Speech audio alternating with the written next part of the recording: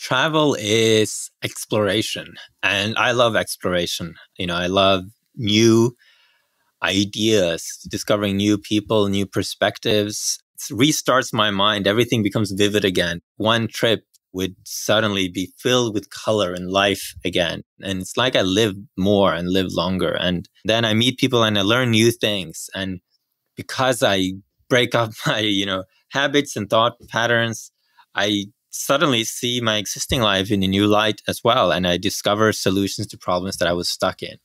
So travel is amazing. It keeps you alive.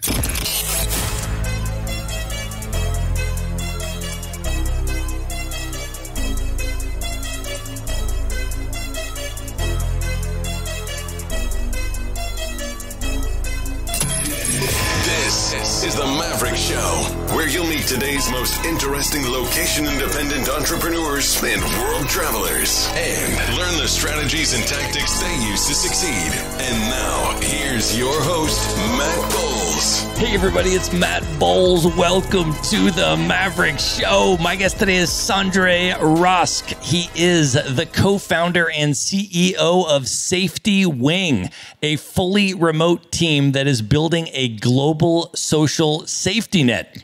Safety Wing offers Nomad travel insurance that covers you while traveling worldwide, including COVID-19 quarantine coverage, medical and political evacuation, and even lost luggage and trip delay coverage. They also offer remote health insurance for nomads that includes comprehensive coverage in your home country, such as vision, dental, and preemptive screenings. Safety Wing also offers a comprehensive health insurance solution for remote companies that covers all team members globally, no matter where they are in the world. Safety Wing's long-term vision is to remove the role of geographical borders as a barrier to equal opportunities and freedom for everyone by creating a home country on the internet, as well as bundling the financial security of global health insurance, disability insurance, and pension savings into one global membership.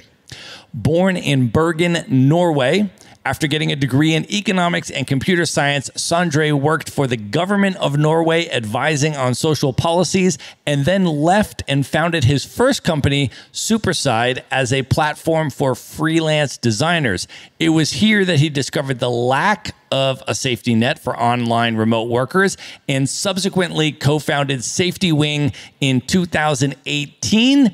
And Safety Wing has since raised over $13 million and has grown their community to nearly 100,000 happy customers. Sondre, welcome to the show.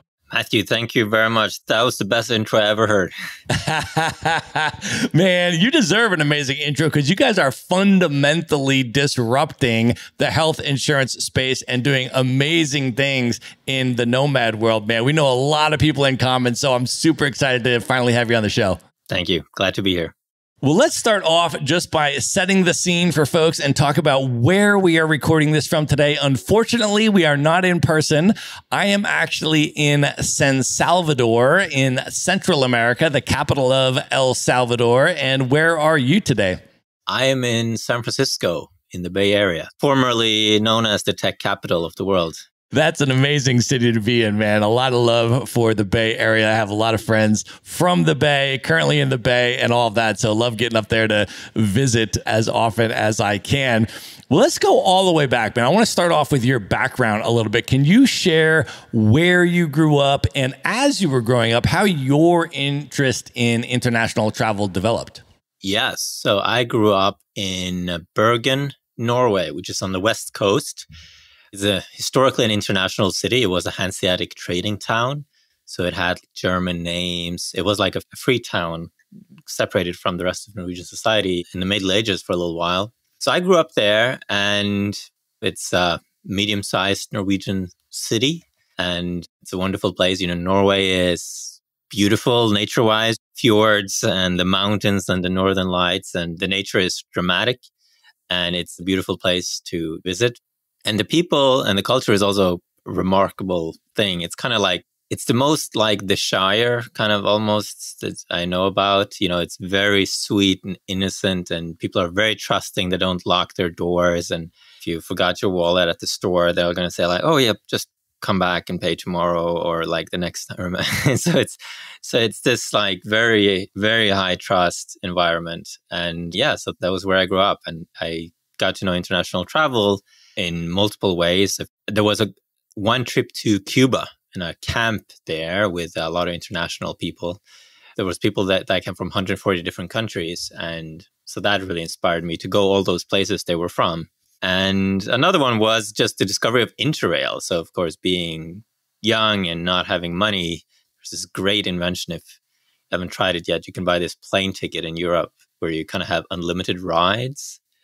And I just love going to the train station and deciding where to go on the train station, like just checking weather reports, where's next, Brussels or Venice. And then we would go. And I've done that 3 summers. That's amazing, man. Well, if you can believe it, I have actually not yet been to Norway. It is super high on my list. I mean, the whole Scandinavia, Northern European region is high on my list, and a place that I have not spent time. So for other folks like me that haven't been there, can you share a little bit about sort of top highlights in Norway? And if people were going to come there to visit and maybe even spend an extended time, based there for a little bit as a nomad, what would be your top recommendations, especially even for people that haven't really they're not even familiar with the fjords and what some of the big international highlights are. Can you sort of describe that? Yes. So Oslo is sort of fine, but that's like a regular cosmopolitan city. It is surrounded by some great nature though. So a lot of people would fly in there, but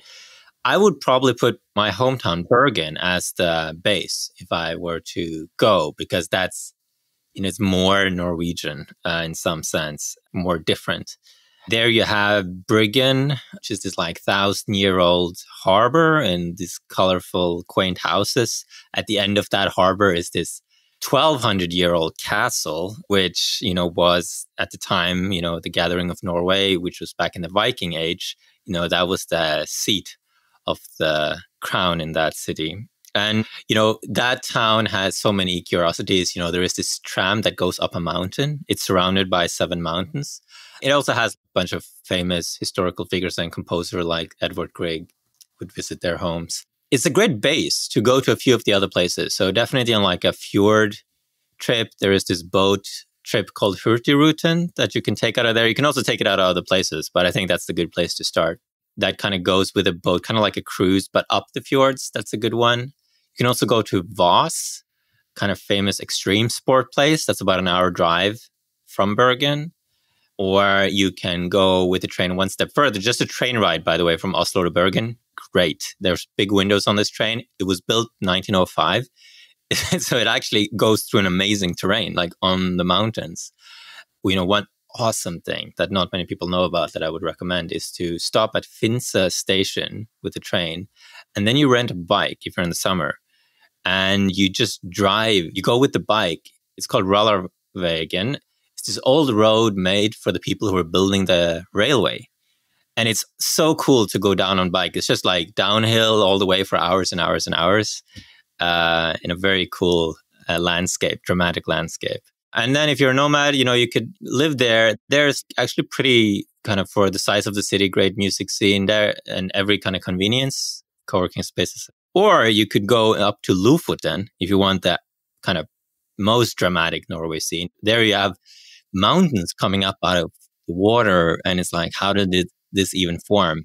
The most unusual landscape, and you have northern lights and all kinds. There is a significant contingent of nomads there as well, even though it's a small town. So, but less urban. If you're going to focus on work and just be in a spectacular place and do some great hiking, then Lofoten is the place. That's amazing, man. Norway is so high on my bucket list. I really got to make this happen imminently. So let's talk a little bit about that Cuba trip. So you're like a teenager, and Cuba is obviously extremely different from Norway, right? So can you share a little bit about what that trip was like for you and what impact that had on you at that age? Yes. Cuba is very different. It's changing. So I was first there in 2006. Impacts. besides like practicing salsa dancing and trying cigars and rum. Of course, it's a bizarre society. It's like you come there, I read this newspaper Gramma on the way down. And I did recall having this experience like, why are all these newspaper stories about the same thing? Because there's like 5 stories which kind of goes in repeat, and they're all kind of various stories around how the US blockade is the cause of their misery, whichever misery it happens to be. And there's this like 5 stories that goes circles. I remember that was the first one because I wasn't familiar with this angle then, but of course they do have this revolution that's been going on, still going strong since 1950 something. And they sing and celebrate a lot on that. They kind of laugh at the television being repetitive, but they have the great spirit about it still. And they still find it very romantic, and it's very romantic people. So that's one. Seeing people dance in the streets, people don't do that in Norway. So it's like a Tuesday in Havana, you cross a corner, someone is just playing music in the street and dancing there. And why shouldn't they be? No, that's just normal. That was just seeing a different place. Meeting people from all over the world, that was probably the best thing there.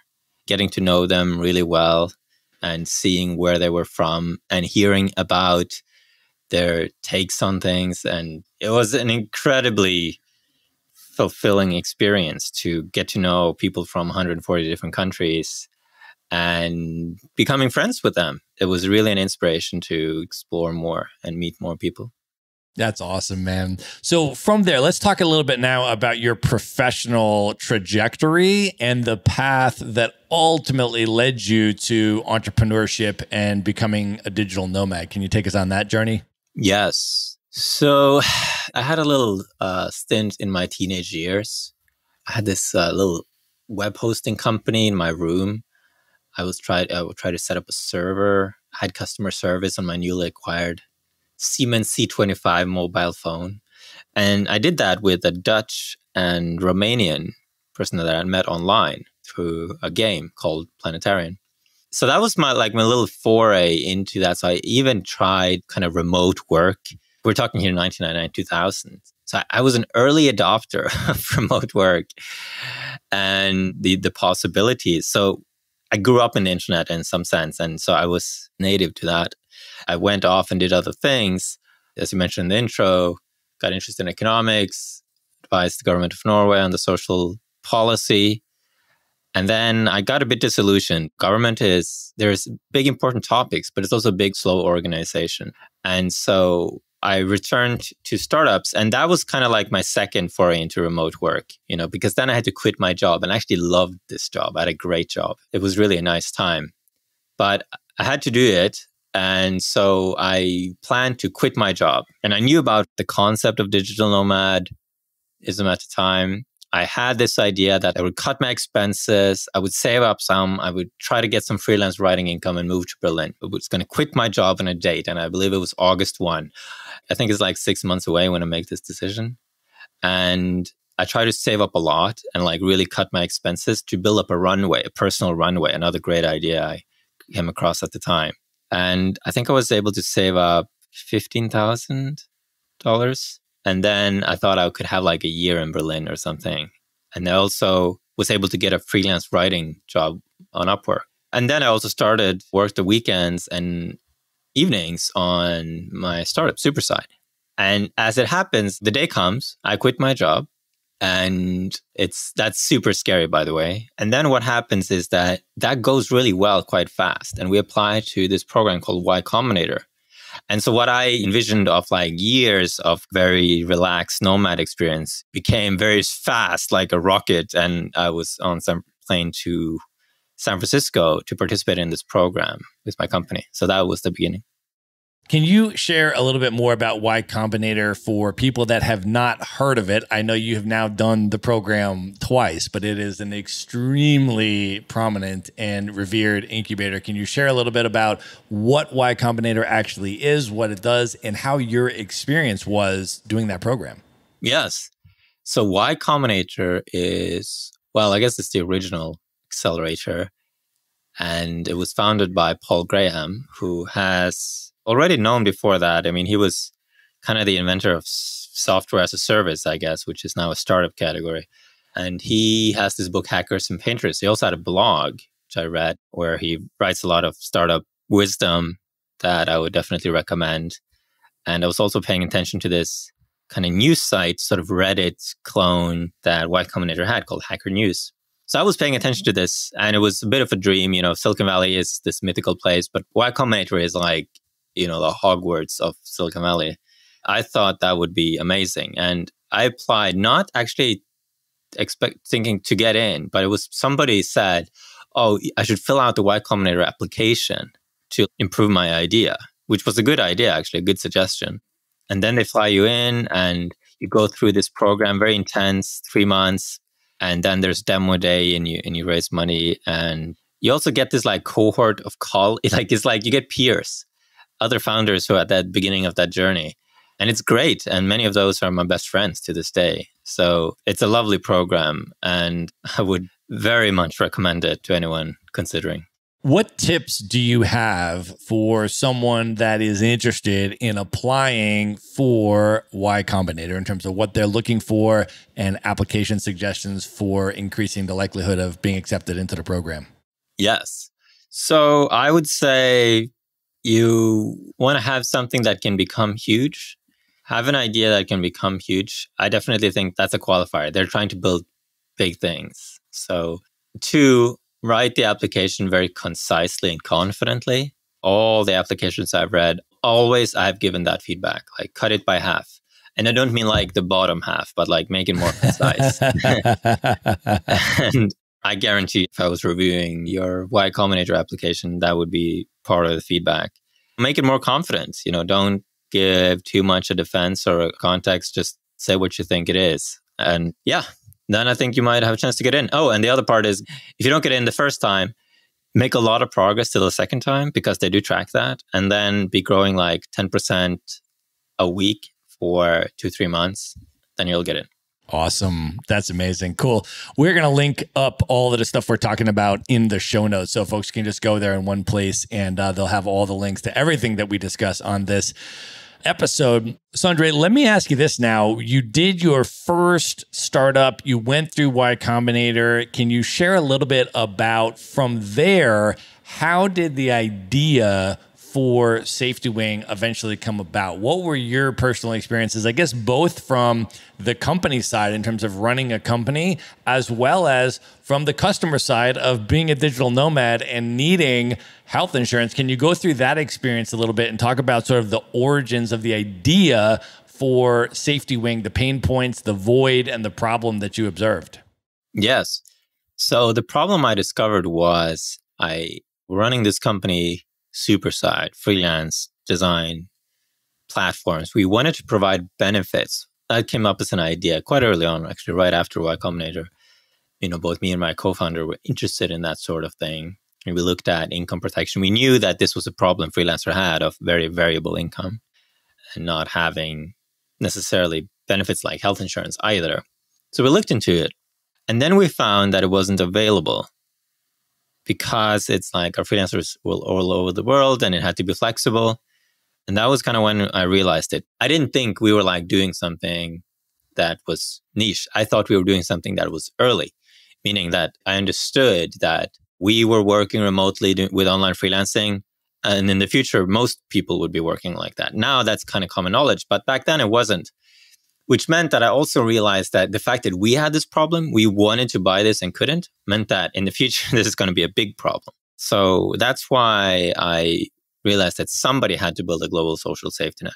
And the underlying problem, the way I see it now, and actually still saw it then, is that remote work makes the world a global labor market where people can hire or apply for jobs across borders, hire across borders. But the infrastructure that supports the labor market is national. So that has to be rebuilt in a global, national way on the internet. For a year, I actually went around saying about what I said now. And then I said, do you want to start this company and we'll be your first customer? That was my pitch. And then everyone was like, nah, that sounds too difficult. So after a little over a year, back in Norway for Christmas holidays, and I was just talking to my co-founders now, and we were like, you know what, nobody else is going to do this. We don't know anything about insurance and stuff, but I actually did work with this in Norway. So how about we build something like the Norwegian social safety net, but available globally and digitally on the internet? And that was what we set out to do. That's amazing, man. Well, let me just ask you a couple fundamental questions just about the economics and the financial infrastructure and the profit model and everything else of this company. It strikes me that in the United States, especially, for example, where I am from, that there is an incredibly adversarial relationship, it appears, between an insurance company and their customers, in that the profit model is basically to sell as many insurance policies as possible and then try to pay out on as few of them as possible to create the highest profit. So with this concept in mind, how did you assess that and navigate that and create a different type of insurance model? Yeah. Yes. I mean, this is so true. I mean, there are only two pieces to fix the kind of incentive mess you described there. So one is that the distribution model. So the way insurance is sold today, when we were first starting out, a lot of people were telling us a lot of these like truisms, like things they think are true in the industry, which are not true. But it's so established knowledge that people can't imagine anything else. So for example, we just set up a website and we said, people are just going to go to this website and buy it via word of mouth. That was kind of how we started out. And that seemed like a joke to people in the industry because they had it that nobody would do that. But that's because their products suck. And then instead, they would incentivize these like very aggressive salespeople who would then get 30, 50, for life insurance, even 90% commission to kind of put this like insurance on people, which made the distribution very expensive. And that's like how most of these products are distributed to this day. So by us just selling directly, that's a big, like that whole thing on the distribution side goes away. Okay, so that's half the incentive issue. And then the other half, because if you can distribute directly online, then you don't have that. And then on the other side, you just have to set up the structure so that you can't make more money by not paying claims. You just have to set that up. And obviously, that's easy to set up. In our case, it's just as it is right now, there's a fixed fee we can get. So if claims goes up, at worst, prices over time will go up, right? If you think about what insurance is, it's like we as a community pool money, and then there are rules for when you can take money out of the pile, and the cost is the average expected payout, right? And we as the company kind of administering that pool and say that it's fair and well administered, we are administrating that community service in a way. So that's, I think, the appropriate way to set up the incentives. And as long as you solve those two sides, then I think you avoid coming in that adversarial relationship. And then insurance will return to being what it really is. We don't really see ourselves as an insurance company, a community product, global social safety net that happens to have built a few insurance products. That's purely because we had to. Well, one of the first questions that I get when I tell people I'm a digital nomad, I've had no permanent base for 9 years, I've lived in 65 different countries, they say, what do you do about health insurance? It's literally one of the first questions I get, along with dating and how does it work, right? How does that lifestyle work? Health insurance is always one of the at least top 3, if not top 1 question that I get. So what I would really love to do for all of the nomads, aspiring nomads, and everybody else is just wondering how the nomad thing works, to go through a couple of the insurance products or services or opportunities here that you have available. And let's just start with the Nomad travel medical insurance offering. Can you share a little bit about what that is and what that includes? Yes. So if you are a nomad or an aspiring, starting out nomad, then you can buy the Nomad insurance at $42 a month outside the US. There's an add-on, slightly more expensive if you're in the US. And that's fully flexible. You can also buy it for a specific number of days. Sometimes you need that for a visa letter, but Generally, people use it. They would buy the product. You can pause it whenever. So you can kind of go month by month. And if you return home, you can pause it. It covers you at home for up to 30 days every 90 days. So you can't perpetually be at home, but it does cover you if you go back home for a visit or something. Yeah, it covers, like you mentioned in the intro, medical expenses, things that happen for you get ill or injured and you need to get treated. And then also travel things like political evacuation, a natural disaster evacuation, lost luggage, etc. So it's meant to be this like what you need as a nomad. The different thing from regular travel is that you just have it on a subscription indefinitely. So even if you're out for years, you can just be on the Nomad insurance plan perpetually.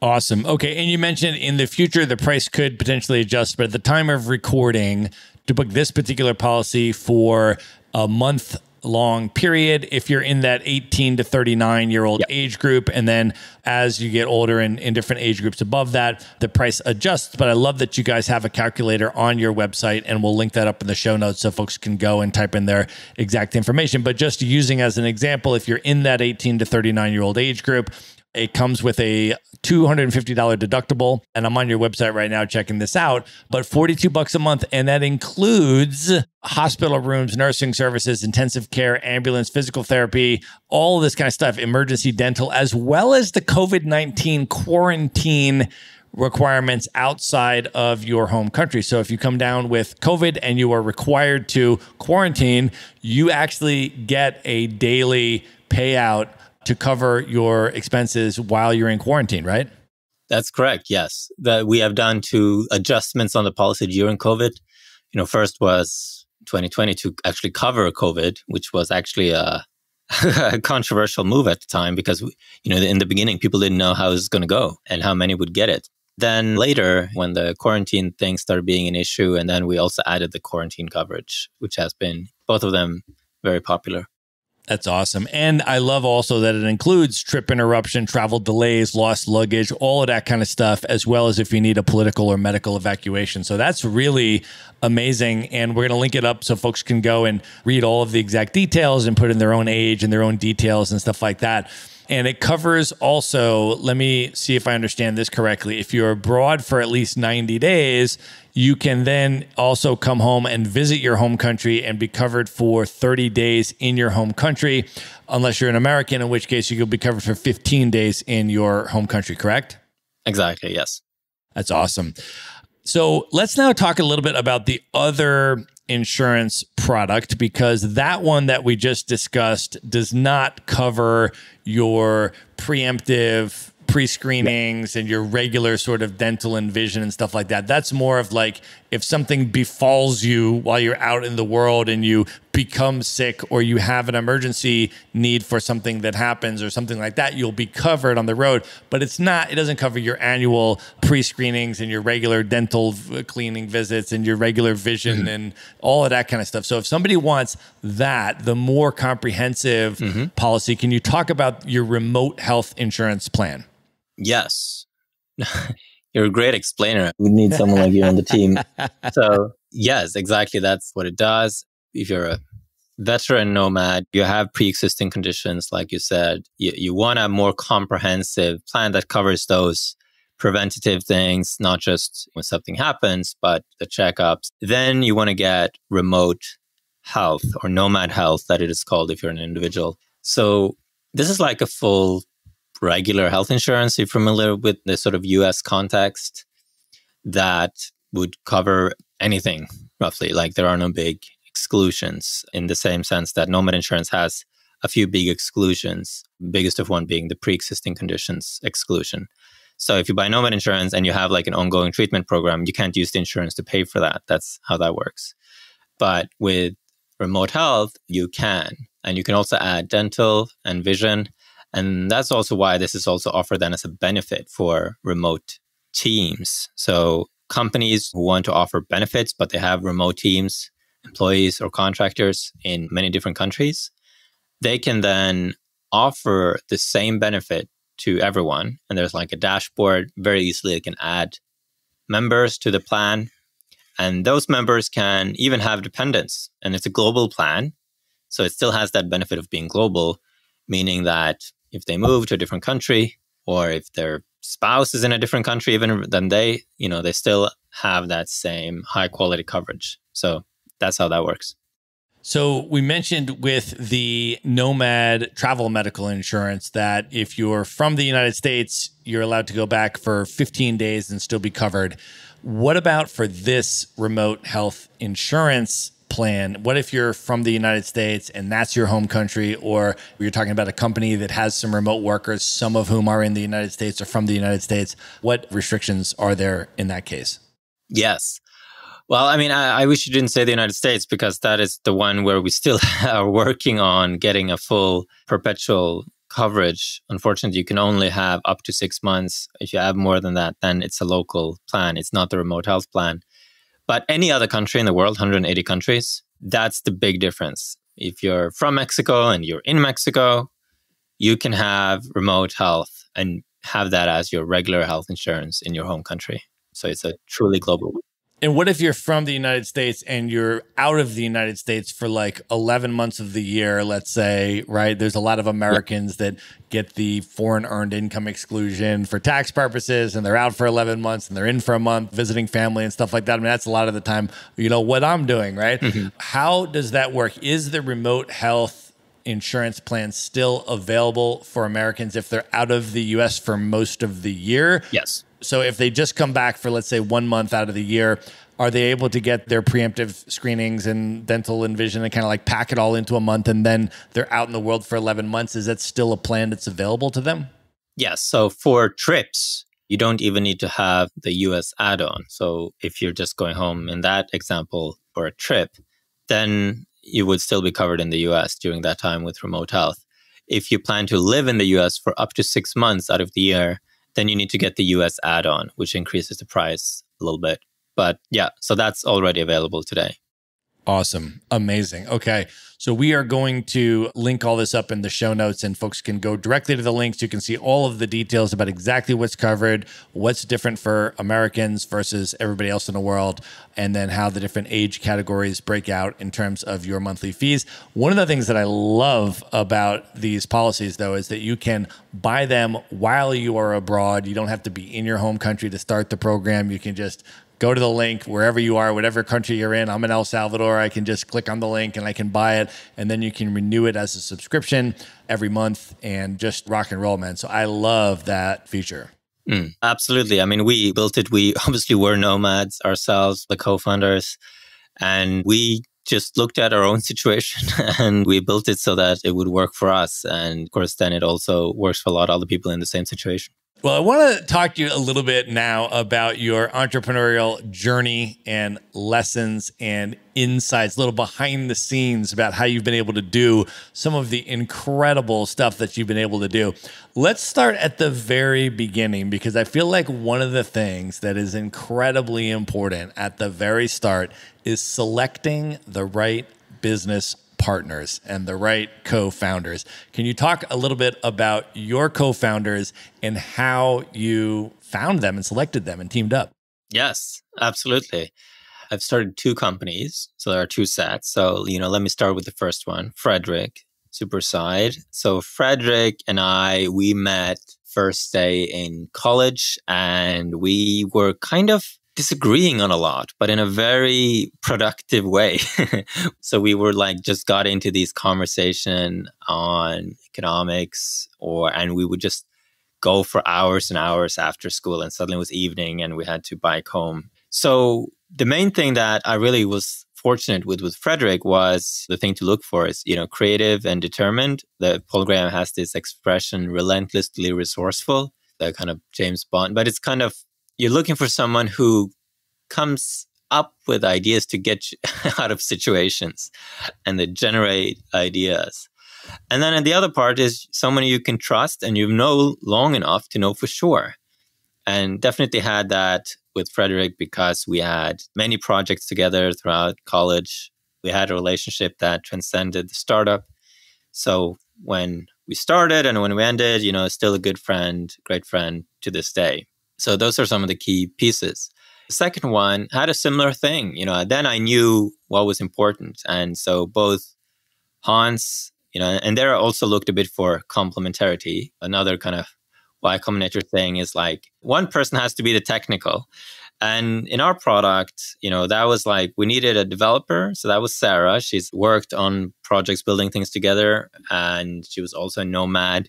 She'd been working on this kind of financial product herself and was like ultra nomad, like traveling the world, being a musician, going on meditation retreats. And then you had Hans. He was a lawyer, head of legal at a fintech, fast growing company. And together with my experience from knowing the problem, we had what it took together to build it. Another thing that I really appreciated with them, and I really put a lot of emphasis on second time around, is I just knew how intense it gets when things are hard in a startup. And so one thing I've been really appreciating this second time around is they're really good when things are hard for different reasons. So I am good in a way because I'm positive. So I'm always looking for the good thing, the way out, the solution. And Hans, he just makes things simple. He doesn't get stressed out, like extremely low neuroticism, as it says in the personality test, which just means that he copes very well with the difficulties.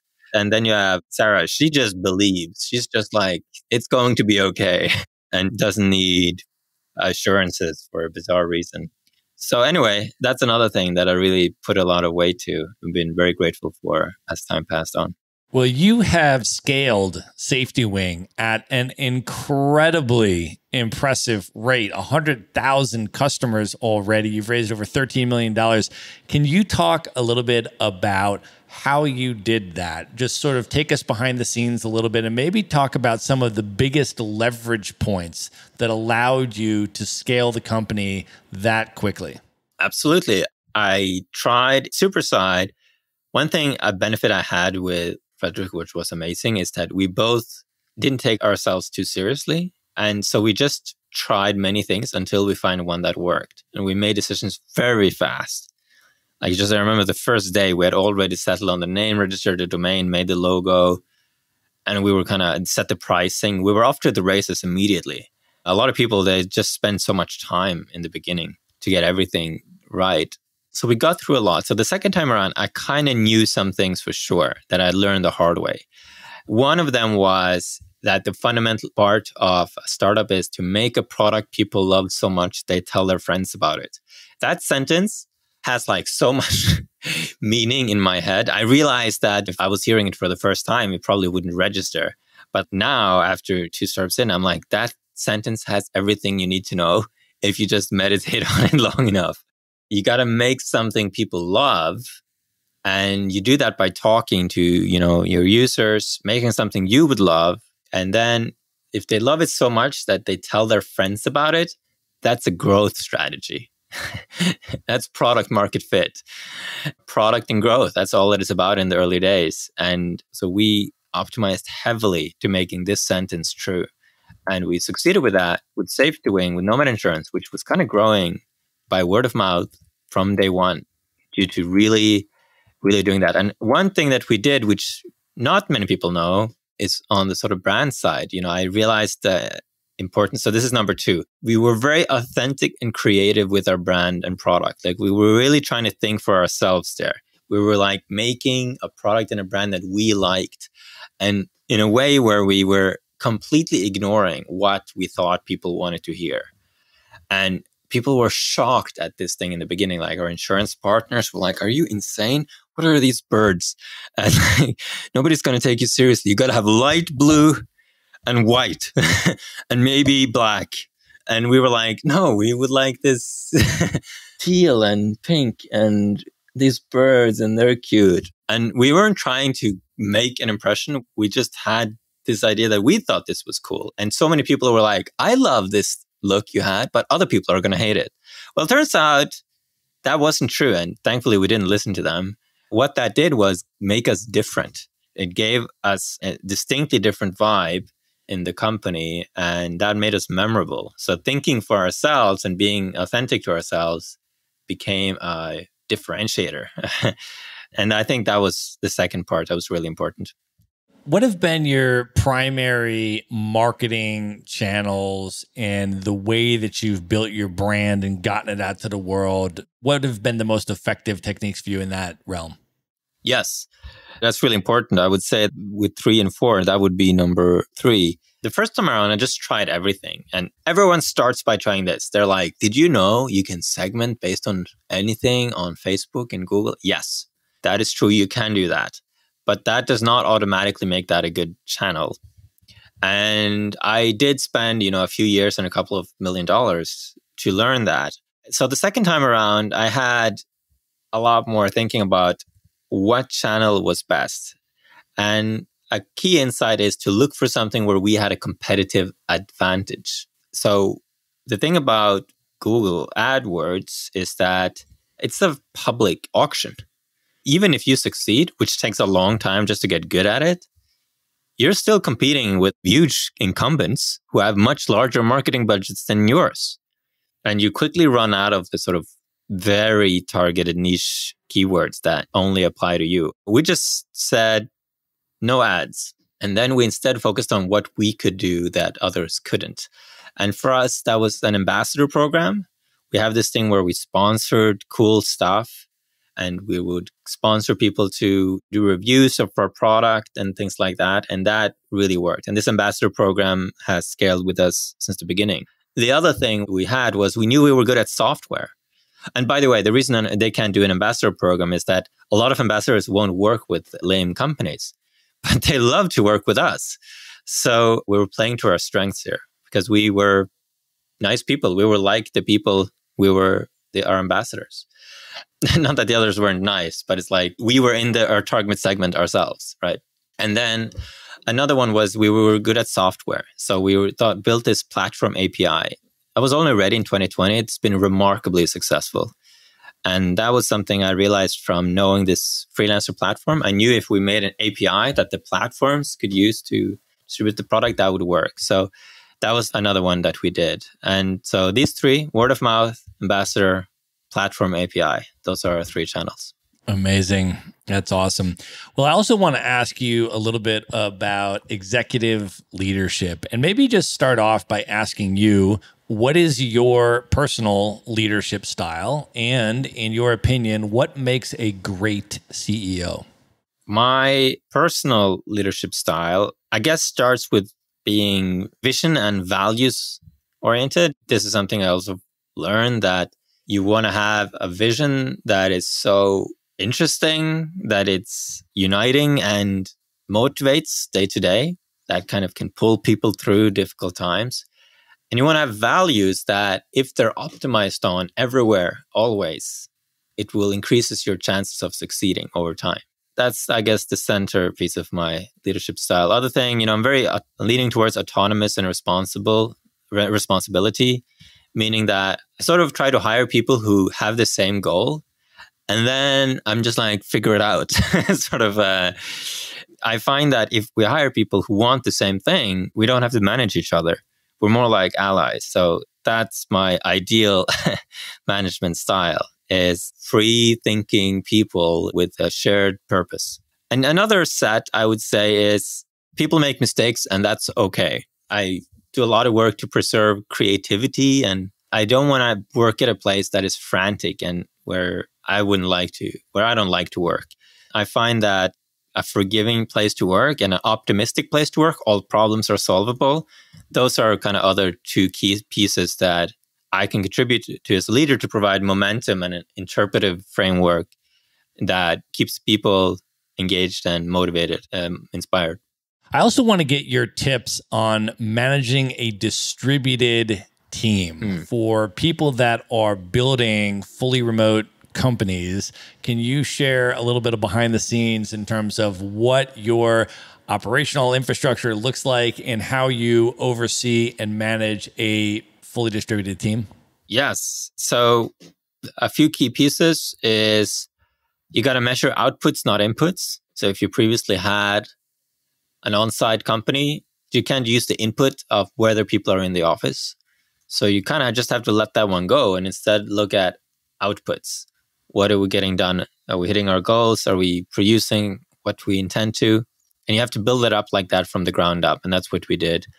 Office hours, time zones is a challenge for distributed teams. Office hours is a way, without going full async. First company was full async, meaning we had 0 meetings. I mean, full async. That is a big cost though. There's some things that just is much better. There are problems that are resolved in 5 minutes that can take endless Slack threads to resolve otherwise. So some minimal meetings I do find useful. So we have office hours. So you put 8 to 10 a.m. PST. That's the hours that works for most people in the world. And we say Monday, Wednesday, Thursday, all internal meetings will be in those buckets. So outside of that, you plan your time, internal meetings in those 3. That's the second one. And then the last, I would say, you got to have intentional meetings for various things that people take for granted in the on-site world. So you have to have planned meetings for serendipity. We have this thing called lunch where people go into random groups before the weekly goals. Planned meetings for creativity. We have this thing called planning and prioritization where there's a format for generating ideas and prioritizing them. Or planned problem solving where people bring up their problems and we literally go for a walk and everyone has to go outside for a walk while you talk in small groups about their thing. So those are some ideas. Those are some key things of making distributed teams work. I love that, man. Let me ask you this as well about your personal productivity techniques and stress management techniques. As an entrepreneur, as a CEO, how do you mitigate or manage stress? And how do you organize your day and optimize your productivity to have the incredible output that you have? Yes. Some things, actually I have a great morning habit going these days. I get up with my wife and we go for a morning run and we stop by. We have this meditation session. We buy a coffee and then we go for a walk on the way home. And there's this groundhog moment every day. And just this morning where there's like Chinese couple playing this like tennis on a fence. And every day they're like, the tennis balls are stuck in the fence. And it's so weird because it's like every day it's like the first time it ever happened. Anyway, that's my morning habit. And then I do meetings in the morning because, it's like European time zones. I would have preferred not to because my most productive time is in the morning, but it has to be done. If I'm in Europe, then I do meetings in the afternoon. Much better for me. Other productivity habits, I have this fantastic journal open all the time. In that, you have my goals, plans, journal where I kind of write when I have something to write, not like a diary, but like when I have something to reflect on. I also take continuous notes there that I can get down everything on paper and have ways to categorize if something valuable comes out of it, like to-dos, and capture that immediately. And that's been a real great one. I would definitely recommend all of the things I just said there. Have a journal, have this unsorted text thing, have a way to capture to-dos, look at your goals and plans every day, set at the beginning of the week to write down your goals for the week. We do that with the whole company, but that was a private one I had, which we just implemented in the company, which was to write down 15 top goals. Now we say that for the week, and then you choose 3 of them. A great way to, imbue some prioritization in your daily week. In the evening, to read, go for a walk in nature every day. Yeah, because people who watch me, they're like, how do you get anything done? Because I'm very much like in the moment a lot of the day. I think I can be productive because I'm fast, but I'm not sort of typical productive person who's just like sitting kind of churning out work. I am fast because I have often a clear idea of where I'm going and the vision. It's often very easy to know what's right. And I make that effortlessly. And that, I think I've noticed that helps me a lot. Because often, where people get bogged down is on the decisions. And do you have any particular stress management techniques for those moments when the entrepreneurial roller coaster takes a downswing, there's a big setback, something really major happens? How do you, as a CEO, how do you respond to that? And what sort of personal kind of stress management techniques do you have that you employ? So I have this wonderful habit, which is reflection time at night. So I would go out on the porch and I would just have a conversation with myself. And I often have this little thing where I just look up at the stars and I just imagine seeing myself from up there and looking down on the planet. You could see yourself if you're standing at the house or wherever you're standing. And it just gives this that perspective shift has this instant view of giving whatever you're doing into perspective. great stress management technique to give what you're doing perspective. And that kind of visualization thing just does it every time. And then I would kind of reflect, okay, where am I physically? How old am I? What am I doing? What am I doing tomorrow? And that reflection time just pulls everything down, just gets you out of the being so in your problem to being a bit out of it. I find that to be a really, really good one. That's awesome. I love that.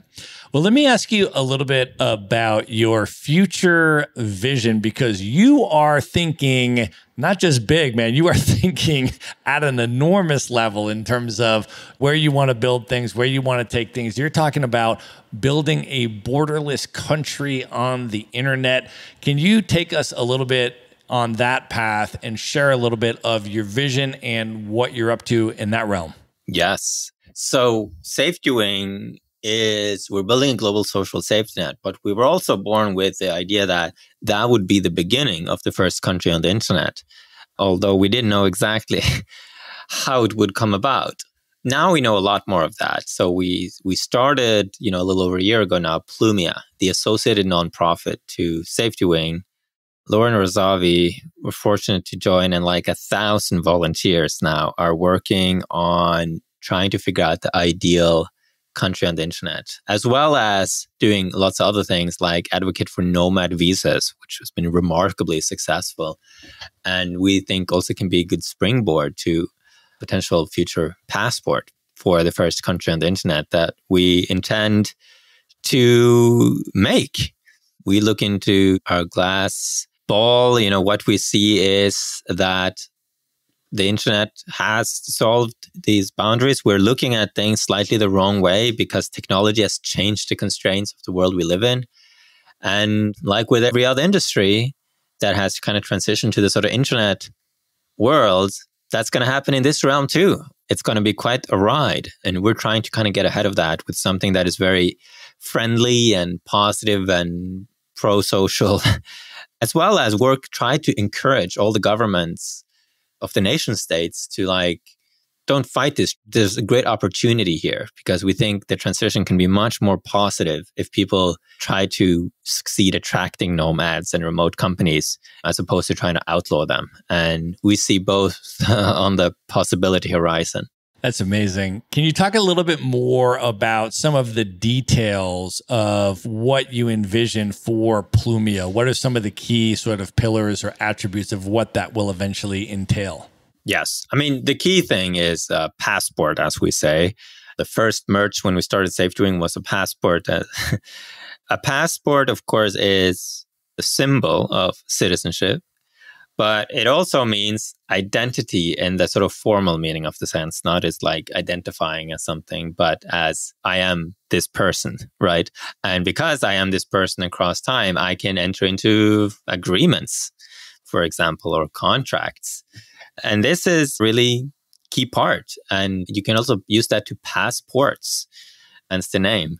So making a passport that you can use in both analog realm, the two passports, and the digital realm to create trust and enter into contracts on the internet, that's the key component of it. And we imagine people listening in the beginning will have this as their second passport. And that will be a great. I also suspect, at some point, maybe company registration, similar reason. Both of these things are really clumsy when you're in nation states. Like you register your company where Delaware. I've never been in Delaware. That's for some reason where SafetyWing is registered. Or other popular jurisdictions is, of course, Hong Kong, Estonia, etc. Or it used to be Hong Kong, Singapore. But it's odd. And you hire someone and you hire them as a contractor, but they're still regular full-time. It's just no other way to do it. And then it says in that contract that there's a legal dispute that's done in Delaware, of which neither I am or the person hired. And it's probably not going to happen ever. This whole thing is just obsolete. We're just trying to kind of make do with a lot of duct tape. And of course, the way it should be done is that we need a global thing where people can make contracts and company registrations is on the internet. And there is a proper way to adjudicate conflicts and clear rules that actually apply. So that's clearly what needs to happen. And that's where we're trying to get. So when you think about this over the next 5 years, let's say, you've now got staff, you've got volunteers, you've got a lot of people power, and you've got a lot of brain power, and you've got a lot of expertise that are putting resources into this project. When you think about sort of the roadmap for the next 5 years and the different pieces and benchmarks and things that need to be achieved, where do you see this going? What does that roadmap look like? Yes. So right now, one piece is kind of R&D. We're trying to gather all the knowledge that have been created since we last made countries, which is a while ago, and everything we've learned in between to make some really good ones. That's one. We're building the community of volunteers and founders and leaders, pioneers, early citizens who are participating in that conversation. And third, and maybe one we're spending the most time with, is to try to, that thing I mentioned, is, I guess you could call it like lobbying, but it's like, Lauren Razavi, who led that, she talked at the UN just like a couple of days ago about the Nomad visas. And we are a very active promoter of the Nomad visa. The Nomad visas is not a parenthesis. This is a central part of the solution, especially the way we see it, where we imagine that in the future that you could make a Nomad visa block. So you get one visa and then you kind of get a visa in a lot of countries at the same time. And encouraging these countries, we're making this white paper for it. We're making an index. These are some of the near-term things. We're trying to spur this positive competition between countries. Make sure that dynamic gets shifted into the right direction and doesn't get this kind of kicking and screaming, outlawing vibe, but instead get this like, oh, here's all this opportunity for us. And because there's a great opportunity to attract knowledge working nomads to your country and remote companies. And if you act quickly, you can really win out in this new world. And that's what we want a lot of people to see. So that's what we're doing right now. But as you look at the 5-year roadmap, where does that want to end? We want to end those 5 years by being live with the passport. It's the outcome of those 5 years. I do think it might take possibly that long, though. We have a fairly realistic plan, but we do want to launch passport that actually works in the real world. And beyond the community building, the research, the launching of the actual country, it is the big product that I want to see out of Plumia is Passport 1.0. Amazing. All right, Sondre, let me ask you one more question and then we'll wrap this up and move into the lightning round. When you think back about all of the international travel and nomading that you have done, how has all of that impacted you as a person, and why do you continue to travel today? What does travel mean to you? Travel is exploration, and I love exploration. I love new ideas, discovering new people, new perspectives, and I have this need for it in a way, but I like to be on the frontier. And one way to personally be on the frontier is to travel. It restarts my mind. Everything becomes vivid again. I'm in the same place during COVID over and over again. It's like, when was this? Was this autumn? Oh, it was last autumn. Such a sad thing how when you live the same day over and over again, it just doesn't stick in your memory. But like one trip would suddenly be filled with color and life again. And it's like I live more and live longer. And then I meet people and I learn new things. And because I break up my, habits and thought patterns, I suddenly see my existing life in a new light as well. And I discover solutions to problems that I was stuck in. So travel is amazing. It keeps you alive. That is an awesome note to end the main portion of this interview on. And at this point, Sondre, are you ready to move in to the lightning round? I'm ready. Let's do it. The lightning round. All right. What is one book that has significantly impacted you over the years you'd most recommend people check out? Definitely check out The Beginning of Infinity by David Deutsch. The book that really convinced me that all problems are solvable. And the only thing standing between where you want to be and where you are is knowing how to. Awesome. What is one travel hack that you use that you can recommend to people? I would say ride on the plane. It's one of the few places where you can't do anything else and all the distractions are gone. So charge your laptop, open up the notepad, and get to writing, whether that is, your personal plans or the hardest problems or your biggest fears or just some cool writing project you're working on right on the plane. Awesome. Who is one person that's currently alive today that you've never met that you'd most love to have dinner with? One person that I find it bizarre that I've never met because I've almost met him a dozen times is Balaji Srinivasan. He's one of the few other people in the world talking about building a country on the internet. And for some reason, I've never had a chance to talk with him. And there's been this series of unfortunate events. We've been booked on the same panels. We're traveling the same place multitude of times, and always something has come up. So I've yet to meet him. So I got to talk with him soon. Awesome. All right. Knowing everything that you know now, if you were able to go back in time and give one piece of advice to your 18-year-old self, what would you say to 18-year-old Sondre? I would say there's no need to wait or to prepare. Just start on the dream right away. I wanted to found these companies, but I thought I needed to study, work, and it wasn't a terrible idea, but I realize now I could have just done it directly. And then I would have been 7 years further along. Awesome. All right. Of all the places you have now traveled to, what are your top 3 favorite travel destinations you would most recommend people check out? Tulum, I still love it. Of course, it has growing pains, but it has a great charm and a density of remote workers and nomads and a cool vibe. Another one is, the area north of Rome, like Tuscany, that, if you just want beauty and a good life, that area is hyped because it's great. It's really lovely. And then 3, one place that I really loved more recently is Iceland. Iceland is cool. You can stop there on the way to the US from Europe. And the nature is weird. It's an alien landscape. The people are really cool. It's a great place to stop off and work for a bit. It's very convenient.